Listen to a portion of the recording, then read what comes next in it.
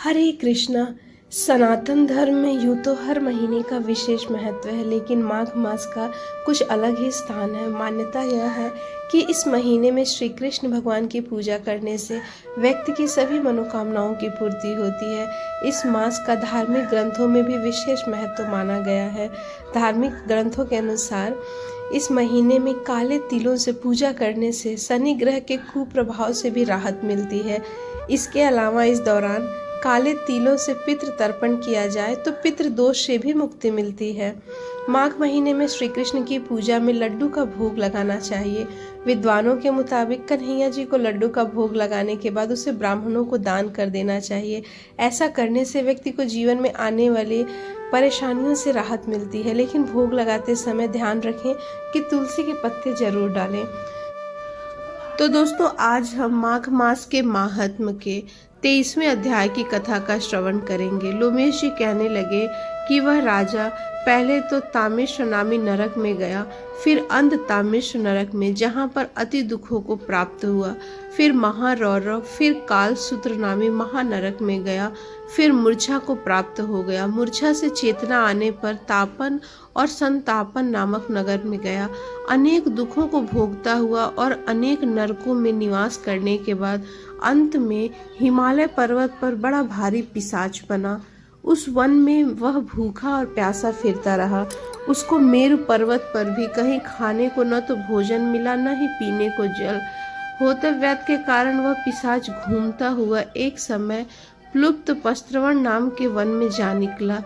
बहेड़े के वृक्ष के नीचे वह दुखी होकर हाय मैं मरा ऐसे शब्द से जोर जोर से पुकारने लगा और कहने लगा कि भूख से दुखी मेरे इस जन्म का कब अंत होगा।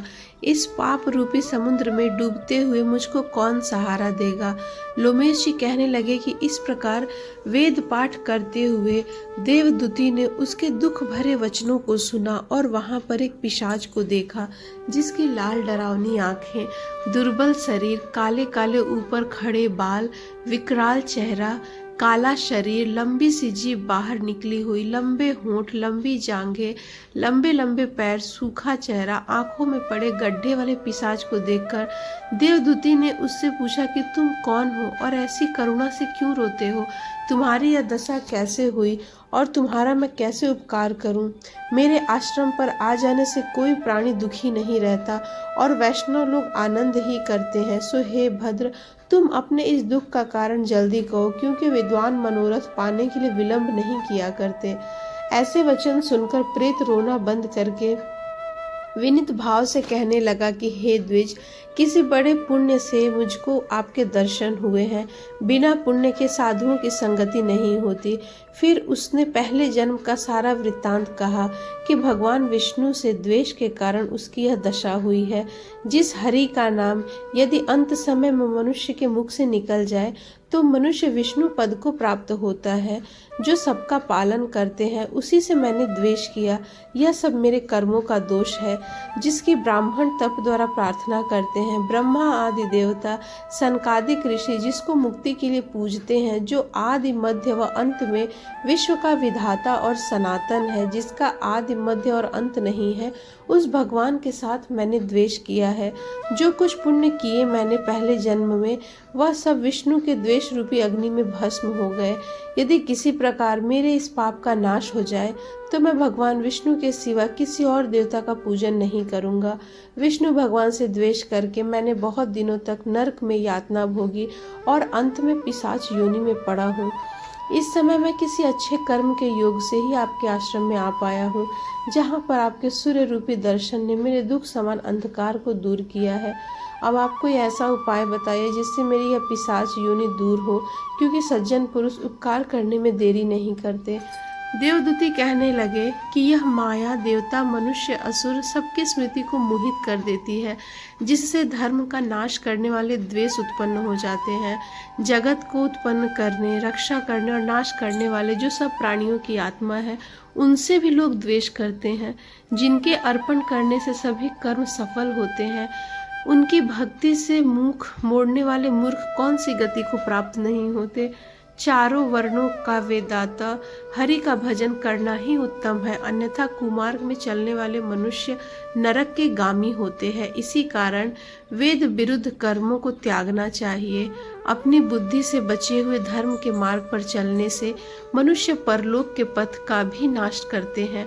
वह वेद, देवता और ब्राह्मणों की निंदा करते हैं। झूठे मन कल्पित शास्त्रों को मानने वाले नरक में जाते हैं। देवादिदेव विष्णु से विमुख होने वाले नरक में जाते हैं, जैसे द्रविड़ देश का राजा नरक में गया।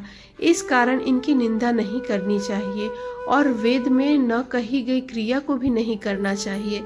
लोमेश जी कहने लगे कि ऐसा कहने पर मुनि ने पिशाच को सुमार्ग बतलाया कि हे पिशाच, माघ मास में तुम प्रयाग में जाकर स्नान करो, जिससे तुम्हारी यह पिशाच योनि समाप्त हो जाएगी। माघ मास में प्रयाग में स्नान करने से मनुष्य पहले जन्म के सब पापों से मुक्त हो जाता है। वहां पर स्नान करने से उसे मुक्ति प्राप्त होती है। इससे बढ़कर और कोई प्रायश्चित नहीं। संसार में यह मोक्ष और स्वर्ग का खुला हुआ द्वार है। गंगा यमुना का संगम त्रिवेणी संसार में सबसे उत्तम तीर्थ है। पाप रूपी बंधन को काटने के लिए यह एक कुल्हाड़ी है। कहाँ तो विष्णु सूर्य तेज गंगा यमुना का संगम और कहाँ यह तुक्ष पाप रूपी तृण की आहुति। जैसे घने अंधकार को दूर करने वाला शरद का चंद्रमा चमकता है, उसी तरह संगम के स्नान से मनुष्य पवित्र हो जाता है।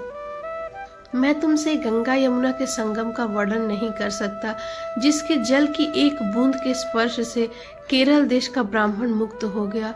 ऋषि के ऐसे वचन सुन प्रेत के मन को शांति उत्पन्न हुई, जैसे मानो उसके सब दुख छूट गए हों। प्रसन्नता से उसने विनय पूर्वक ऋषि से पूछा इसका वर्णन अगले अध्याय में किया जाएगा।